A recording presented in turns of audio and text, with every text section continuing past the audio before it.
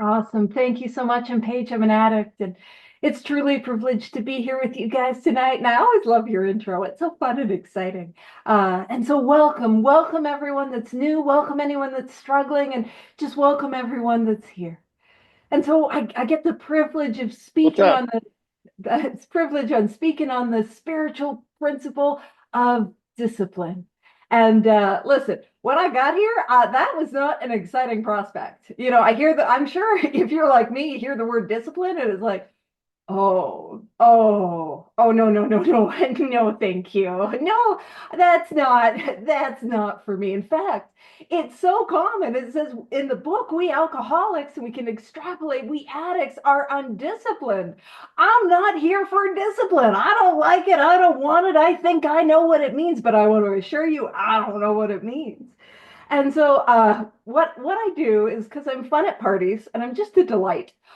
This is subjective. You can be like, mm-mm. I have a dictionary from the 1930s. I'm not talking about that unofficial one. I have a physical dictionary from the 1930s. And I was looking up some other words in it before we started. I was just off on a dictionary tangent by myself. Whee! I know this is talk on discipline, and it's already going a little like, but I looked up what the word discipline meant in the 1930s because it's important to understand what are we talking about. And a discipline is a mental or moral training. It is an education. It is to train to obedience. Oh, I don't like that one. Or efficiency. Okay, I'm here for that. I'm an efficient sort of alcoholic. And it also had the definition disciplinable, which I'm like, how is that one in the dictionary, but not disciplined? But disciplinable is to be capable of instruction, which is to say to follow direction. And so when I come to Cocaine Anonymous, here's my experience. I am not disciplined, but there is a form of discipline that works in Cocaine Anonymous, and there is a form of discipline in my life that leads only to futility, unhappiness, and hopelessness. So it's important I describe and discuss what we're talking about there. And you see, what is fueling discipline is self will. What is fueling discipline is me taking actions and using and directing myself to do things I don't want to do. And you see, I don't know about you. We got a lot of people here who are new at this meeting, who are coming back, who are counting days. And I just want to share with you really quickly what the illness of addiction, as it is outlined in the book Alcoholics Anonymous, looks like. The first thing that it looks like is I've got a physical allergy. What I mean by that is I take a drink, I take a drug, and in my experience, I take anything mind altering. It's like a little switch that goes off in the back of my head and it tells me more. See, I take a drink, I take a drug, and it screams at me until I have another. And the more that I use, the louder it gets. You know what I'm saying? I take one, it demands a second, and that second insists on four, and that fourth will not relent until I've had eight.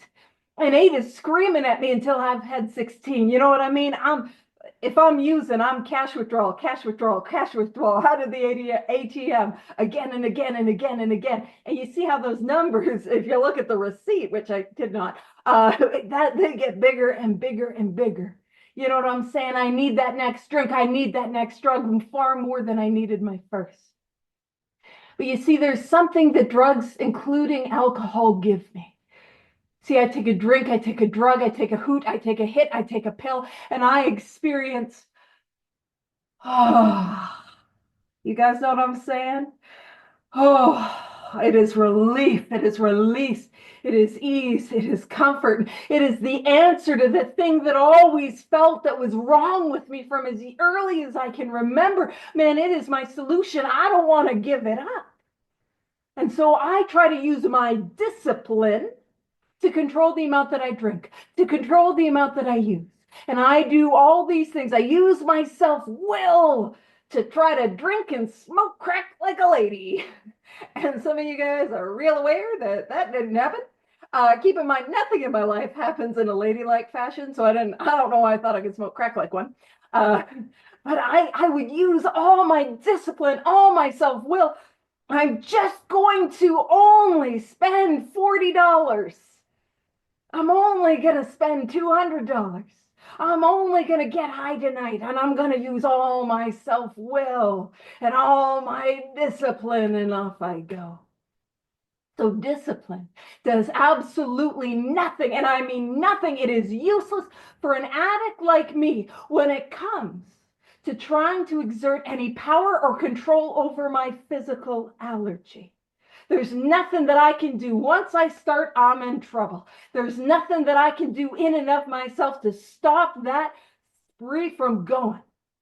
But you see, what happens is when that spree goes, I don't know about you, but I cross these lines in the sand. I hurt people I never wanted to hurt. I break hearts that meant everything to me. I betray trust that was the most important to me. I lose things, and I'm not just talking about my shoes and my wallet. I'm talking about my dignity. I'm talking about my self-respect. I'm talking about my family. I'm talking about hopes and dreams and goals and a sense of who I am. See, I come to, I can't look myself in the mirror. I hate myself. I hate who I have become, and I cannot do it anymore. And I'm done. And I say, that's it. I'm never going to do it again. And I can see discipline does not work. I cannot control the amount that I take. I know that beyond a shadow of a doubt. Discipline in that area of my life means nothing. So I got to use some discipline to try to stay sober. And so I use all the discipline that I can muster to put between me and the first drink, to put between me and the first drug. And I come to find out that doesn't work. You know what I mean? I'm sure no one here has ever tried to white knuckle sobriety. I'm happy to be here. I'm happy to be sober. I'll take 24 and pass it out. You know what I mean? Like that does not work. That discipline that I have, I'm just not going to drink and use. Just for today, I am not getting loaded. I'm going to stick with the winners. I'm in the no matter what club. No matter what, I'm not getting loaded. I'm using all my willpower, all my self-knowledge, all the things in and of myself. I'm not doing it. But a day, a week, a month, several months down the line, I get a thought, and that thought tells me this time will be different. And I can't remember all that self-discipline I had. I can't remember all that willpower I had. I can't remember the pain and the humiliating and the suffering of even a week or a month ago. You see, I am without defense, and willpower does nothing. I get that thought, I believe the lie, and I pick up again. And I tried some stuff. You know what I mean? I'm sure maybe you guys tried some stuff. One of the things that I tried was there was a period in my life, not lately, this is not recent, a period in my life where I was incredibly in shape. Now, there's nothing wrong with going to the gym, but here's my experience. I would go for 2 runs a day. I would do weight training on a daily basis. I would do circuit training. I was incredibly in shape. I had abs. They did not once produce abstinence. Didn't work for me. You know what I mean? I was ripped, but I kept getting ripped, It didn't work, and it took discipline. It took discipline to get up every day and go for a run. It took discipline to get up and every day take these physical actions I didn't want to take, but it was not a solution. There's nothing wrong with going to the gym. There's nothing wrong with working out, but for somebody like me, it's not an answer. So discipline in that area does not work. Now, I was also disciplined in a number of other things that I tried. I tried doctors, psychologists, psychiatrists. I tried a little bit of religion, not that much. I tried all these things, and it took discipline for me to show up to appointments. It took discipline for me to try to follow directions. Man, there was a time in my life, I don't actually normally share about this. There was a time in my life where I was homeless, living on the streets of Calgary, and I was in a DBT class, and I would be living under a bridge and doing my DBT homework. Nothing wrong with DBT. And I was still not, it wasn't working. You know what I'm saying? It was not a solution. So my discipline, the discipline that I have in all these areas of my life, do not work to keep me sober. Do not work to keep me sober. But Paige, if you basically kicked off this talk telling me about how useless discipline is, you defined it loosely, and then you're telling me it's not useful. Why are you supposed to talk about this for 30 minutes? I think it's 30. Tell me if it's less. Basically, you told me to be quiet, and I will. I'm very disciplined. I can follow those directions. See what I did there? So why are you talking about discipline? What is the discipline that I need? What is the directions that I need to follow? What do I need to do? If I can see the hopelessness of my predicament, if I can see the hopelessness of my nature as an addict, that I can never safely drink or use or take anything mind altering again, and yet I will. You see, that's a step one experience. I can't safely drink. I can't safely smoke crack. I can't safely pop pills. I can never in my life take anything mind altering ever again, and yet I will. When I can see that, I'm willing to see and see what discipline really means in my life. And so I come to meetings. Now, meetings, it takes discipline to come to meetings. I didn't really for me. I really liked meetings. There was like coffee and I got to talk about me. Although when I got here, I didn't. I just hide in the back and try to avoid people. I have no problem going to meetings. It takes a lot of discipline for many people, mostly my sponsees, to get to meetings. But that's not a solution. It's a wonderful place. It makes things a lot easier. But goodness gracious, it is not a solution. So, but I go to some meetings and I hear about some people like you who have recovered. You use that word recovered. I'm like, what does that mean? And to be recovered is to have that mental obsession gone. It is relieved, it is removed, and it happens as the result of the course of action that I need to take to get well. Okay, so there's a program of recovery here in Cocaine Anonymous. There is a program of action. See, if I can understand that my problem is this mental obsession and this physical allergy, and if I can understand that I can't drink or use, but I'm going to drink or use, I see that I'm hopeless. And you've got a solution, and we talk about that solution, how it presents as a human being who is recovered. What I'm after is a spiritual awakening. I'm not jazzed about that when I get here. I'm not excited about that prospect, but you know what I mean? I know that that is what I need because that's what you tell me. And I see you guys. Your face is glowing. There's a light on in your eyes. There's a hope in your spirit. You can laugh at yourselves. You carry yourselves in a radically different way. And you are just like me. And that is what I need. That is the solution. So how do I get there? And we have a program of action in Cocaine Anonymous. My program of action in Cocaine Anonymous is the 12 steps taken out of this book, Alcoholics Anonymous, and worked as a way of life, like my life depends on it, because it does. That is where I need to apply my discipline. It talks about, in the doctor's opinion, bottom of XXV, I. It talks about the cycle of alcoholism. It talks about how I'm doomed to relapse again and again and again. And it goes on the next page to say that that like this person that is hopeless, once a psychic change has occurred, the very same person who seemed doomed, who had so many problems, he despaired of ever solving them. Suddenly, doesn't take long to get well here in Cocaine Anonymous, suddenly finds himself easily able to control his desire for alcohol. What that means is the mental obsession is removed.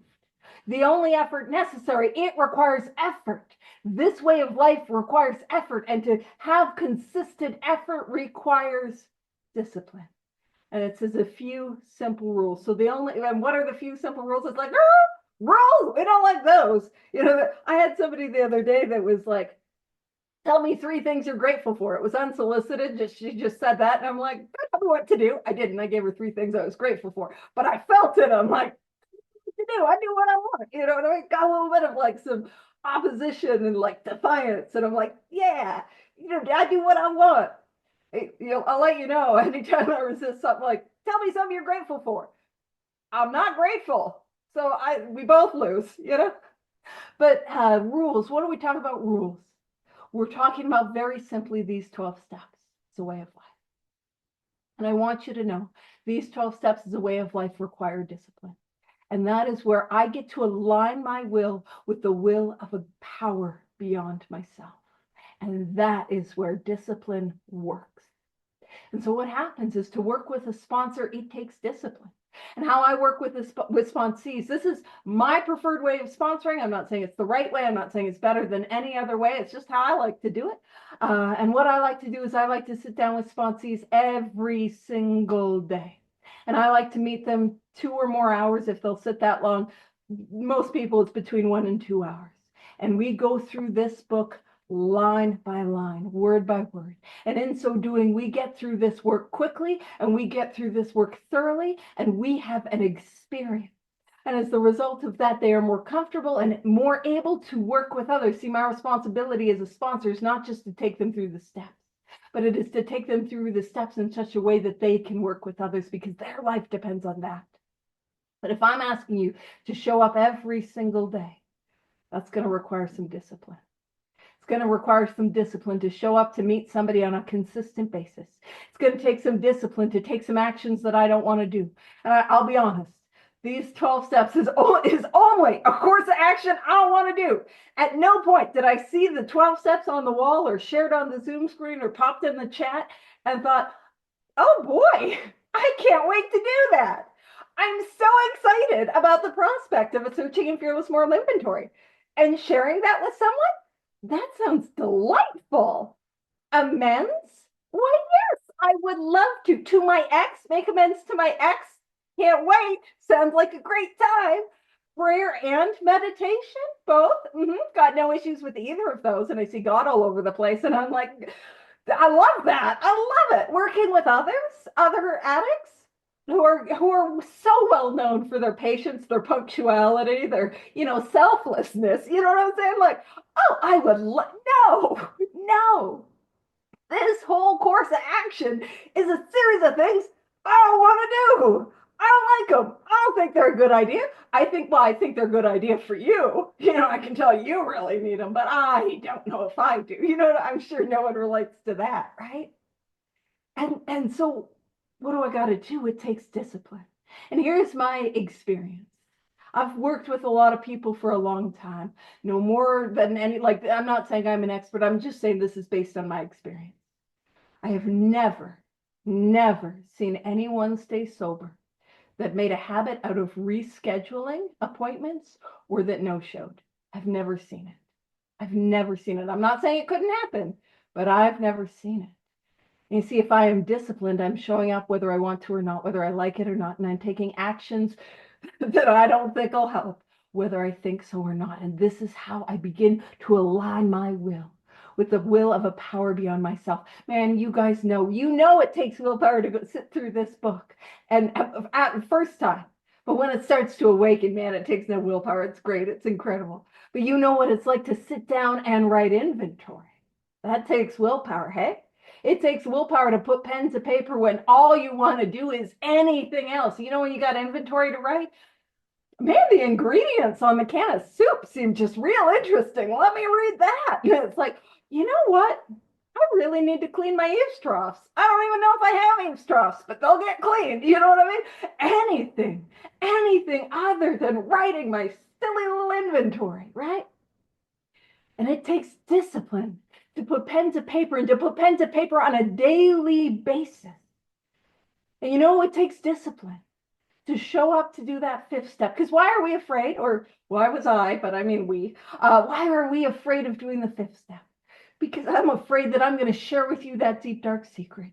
And you're going to reject me, and you're going to judge me, and you're going to tell me that I'm that piece of garbage that I feel like I am.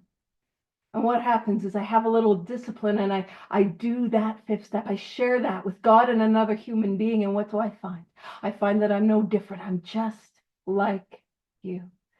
And we know what it's like. We know what it is like when we got an amends before us. You know what it's like when you owe an amends? And isn't it the worst? You show up to meetings and they're all on step 9. Some of you are like, oh, please don't talk about avoiding amends in step 9. That's what I'm trying to do, Paige. It's like, it's the only topic that seems to come up is amends. And it's like, oh, right? It takes discipline to take those actions that I don't want to take, to do those things that I don't want to do, to make that approach, to see if we can book a time for us to make that amends.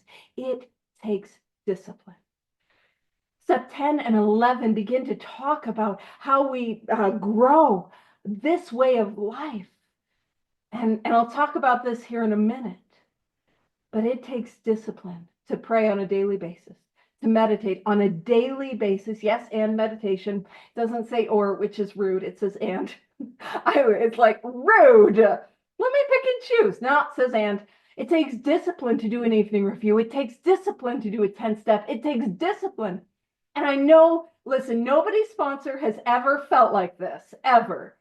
But you know, when you're working with somebody and you're like, oh, I just want to lie in bed. I hope they cancel, but I also hope they don't, because then I have to have a discussion with them about the importance of discipline and showing up on time. But oh, I just want to lie in bed. I'm sure your sponsor doesn't relate to that, right? It takes discipline to show up for the addict that is in front of us that needs help. It takes discipline. And an interesting thing that we find, or at least that I found in these 12 steps as a way of life, is that discipline, again, it is the discipline of me being disciplined in the 12 steps, in the tangible, practical actions of these 12 steps. That is what matters. I can't use discipline or self-will to overcome myself. And here's what I mean by that. We were talking a little about step 1, and that my discipline and my self-will cannot overcome my physical allergy, and it cannot overcome my mental obsession. On page 52 in step 2, we talk about the bedevilments. We talk about that feeling of emptiness, that loneliness, that inability to make a living, being full of fear, a sense of uselessness. We talk about that, and what we are pointing to is the spiritual malady. The spiritual malady is not limited to addicts, but that spiritual malady is a conscious sense of separateness from God. And I don't feel good when I'm sober. I don't feel good when I'm clean. I just feel just wound tight.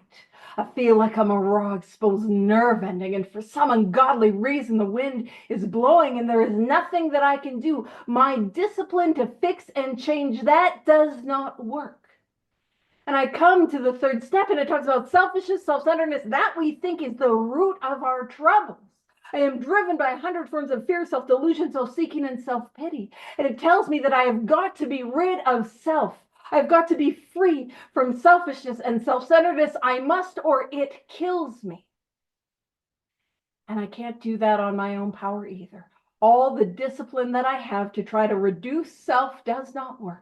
And I come to my resentments, and I find that resentments are the #1 offender. They destroy more alcoholics than anything else, more addicts than anything else. And I need to be free of them, but I can't get free of them by wishing or trying on my own power. My discipline directly pointed at them does nothing. And I am find underneath my resentments, I'm driven by fear. And wouldn't you know it, I can't overcome fear with self. Talks about how self-reliance has failed us. And then I look at my sex or relationship conduct, and I find that that is egregious. And there is nothing that I can do in and of myself to overcome that. In the 5th step, I grow that deepening awareness of my defects of character that I take to 6 and 7, and I cannot overcome them on my own. You ever try to work real hard on your procrastination later? You know what I mean? You ever, listen, I'm going to get a real handle on my road rage. Honk, honk, flip off. You know what I'm saying? Like, I can't do it on my own. And discipline does nothing to get rid of that defective character. Discipline does nothing to remove my fear. Discipline does nothing to relieve me of the bondage of self. What I need is God to do the heavy lifting. God is going to remove. God, higher power, creator, spirit of the universe, is going to remove the spiritual malady. It's going to remove my selfishness, my self-centeredness, my resentments, my fears. Allow me to live up to be the person that I need to be in my relationship conduct. It's going to relieve for me my defects of character. And my discipline focused directly on that does nothing. So where does that discipline need to be focused? On the rigorous application of the 12 steps. And when I do that, when I am disciplined in that, God does the heavy lifting, and it's gone. It is gone. And there is freedom. And that is where I need to orientate my energy. It's so funny. I end up coming to Spiritual Cartel, and there's stuff that I don't like talking about. And for some reason, I come here and just God or you guys are like, we're going to talk about it, Paige. So we're talking about it, everyone. Before the meeting, we were talking about health problems. And at 18 months into my sobriety, I very suddenly developed a neurological condition. And that neurological condition left me in a wheelchair. I cannot walk without assistance. I can wall surf or use a walker a little bit, but essentially my life from 18 months into my sobriety until today, 14 and a bit years, 14 and a half, no, I'm coming up on 15. Sorry, I just was like, it's autumn.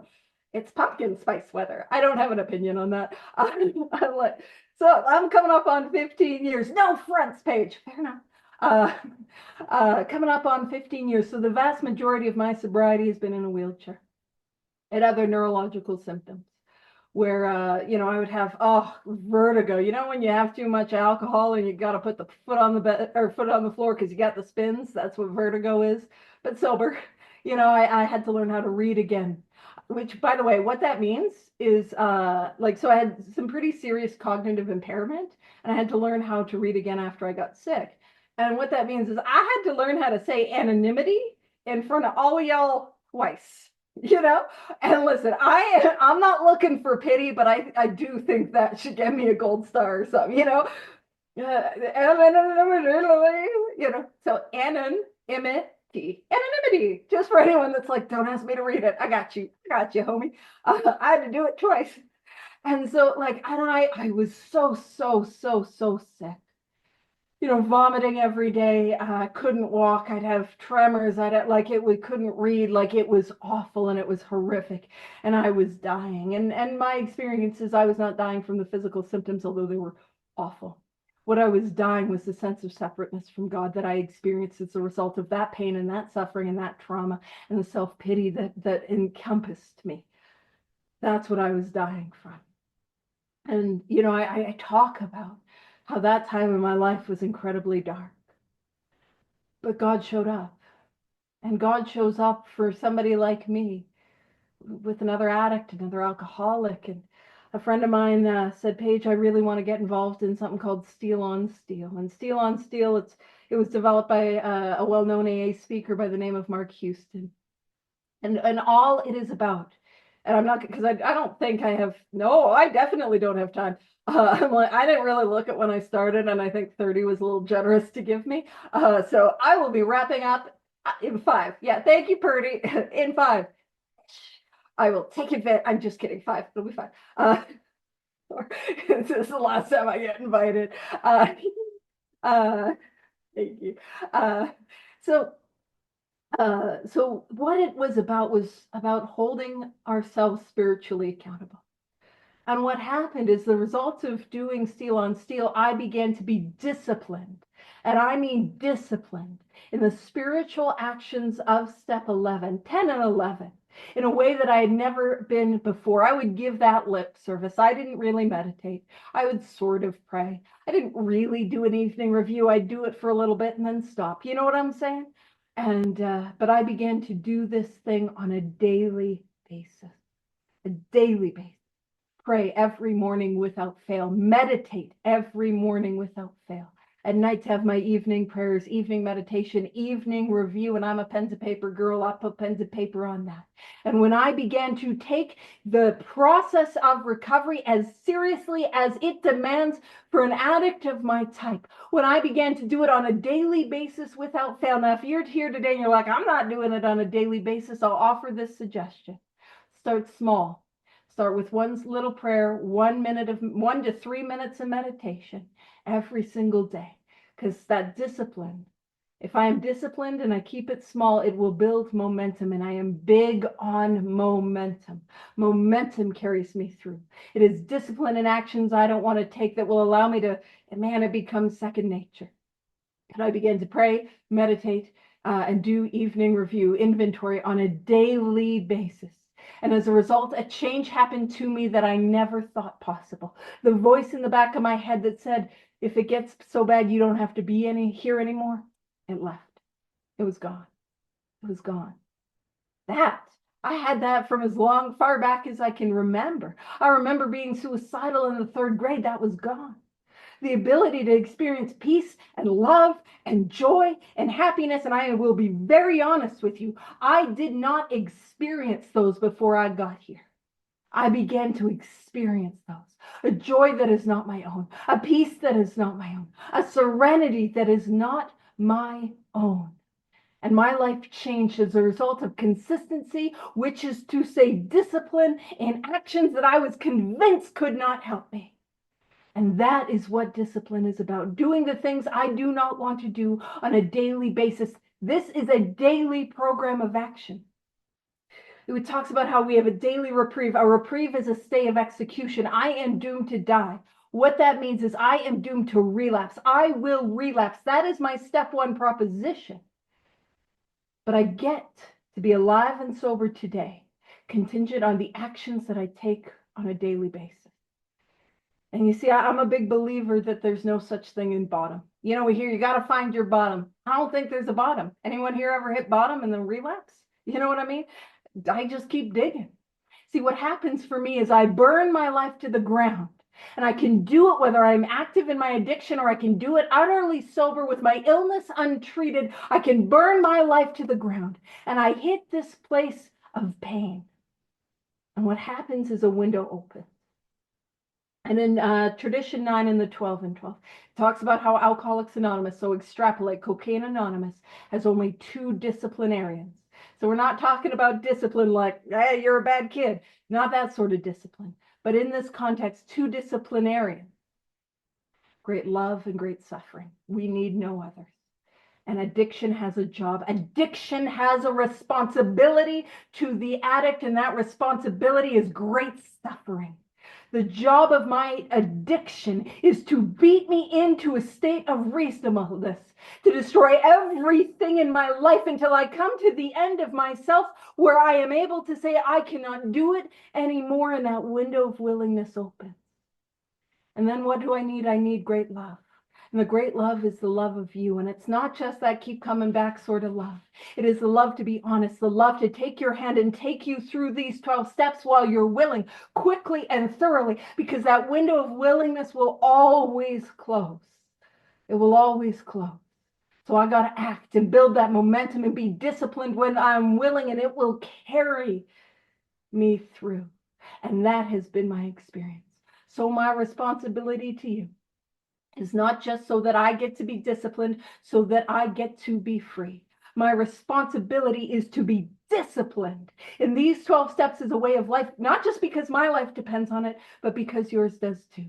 I need to be disciplined in prayer, meditation, inventory, amends, sharing, receiving, 5th steps. I need to be disciplined in this way of life and working with others so that when you need my help, I am not only able to help you, but I live my life in such a way that I am a demonstration of this power that is not my own.